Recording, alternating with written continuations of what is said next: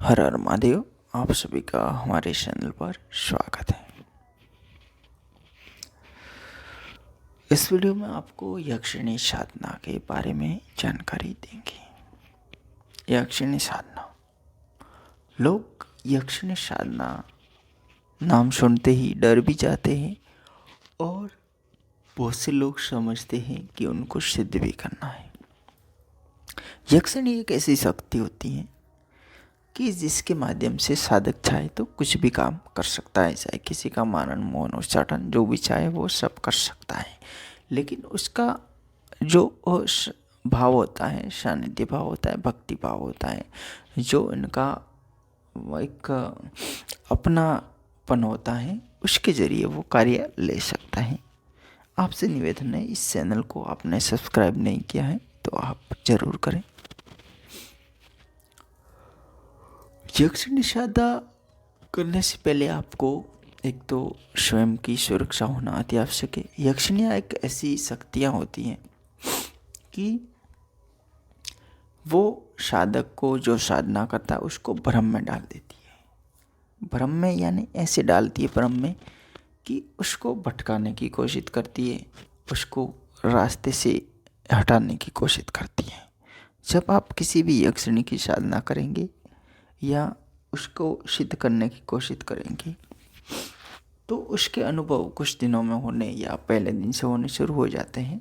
लेकिन वो शक्ति एक ऐसी होती है कि उसको क्रोध ज़्यादा होता है। वो चाहती है कि यार ये मेरे को क्यों बुला रहा है, ये क्यों बुला रहा है, इसको हटाओ, इसको हटाओ, ये क्या चाहता है, क्यों बुला रहा है। तो वो यक्षिणियाँ होती है, वो किसी के वश में होना नहीं पसंद नहीं करती है।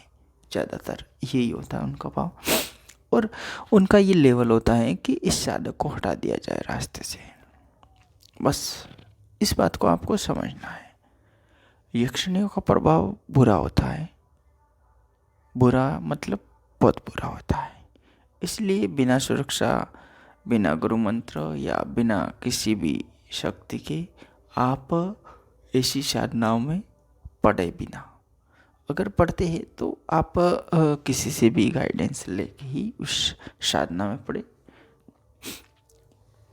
अगर आप हमसे कोई गाइडेंस चाहिए तो भी आप संपर्क कर सकते हैं। यक्षिणियों की सिद्धि होती हैं, लेकिन आप अगर उसको पूर्ण रूप से कंट्रोल करके उनका कार्य करवाते हैं तो वो आपके लिए कुछ भी काम करेगी।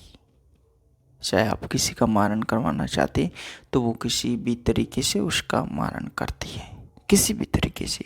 यानी उसको ऊपर से गिरा के, किसी साधन के नीचे दे के, या किसी भी प्रकार से कुछ न कुछ बहाना बना के वो ऐसी स्थिति पैदा करती है जिससे उसका मारण हो जाता है।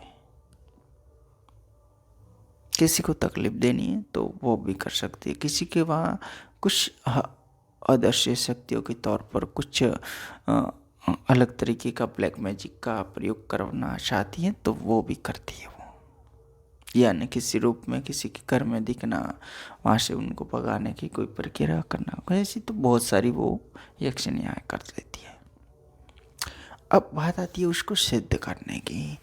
तो सिद्ध करने के लिए मैंने आपको पहले बता दिया कि अगर आपके पास में अच्छी भली कोई शक्ति है तो ही आप यक्षिणियों की साधना संपन्न करें, वरना ना करें।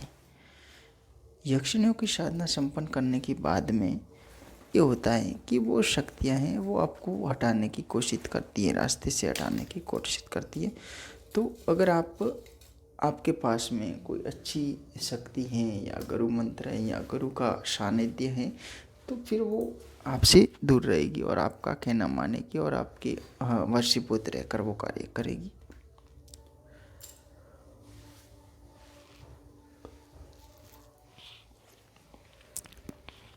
अगर आप यक्षिणियों की सिद्धि चाहते हैं तो आपको उसका मंत्र है, उसका जप है, वो किसी एकांत जगह में आपको करना होगा।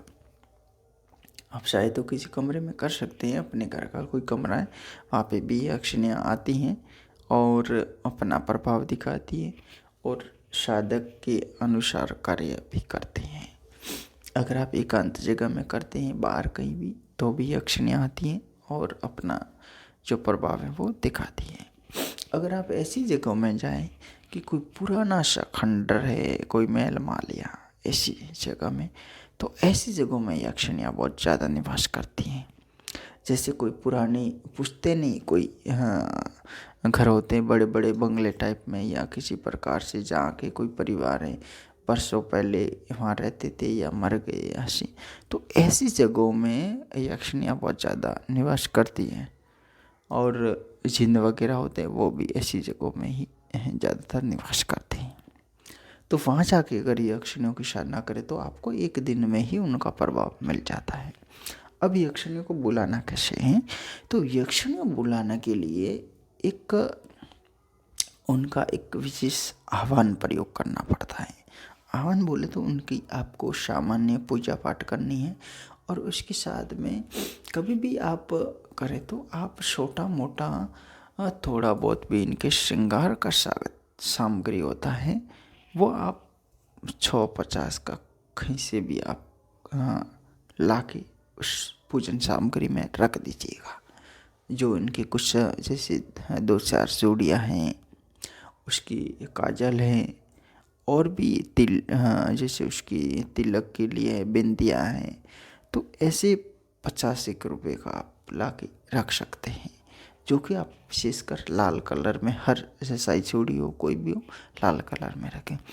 या आप कोई भी यक्षिणी की या योगिनी की अगर या पिशाचनी की भी करते हैं, तो पिशाचनी के लिए तो विशेष नहीं है, लेकिन यक्षिणी और योगिनी की साधना करते हैं तो ये कम से कम ये सामग्री तो आप ज़रूर ला के रखें।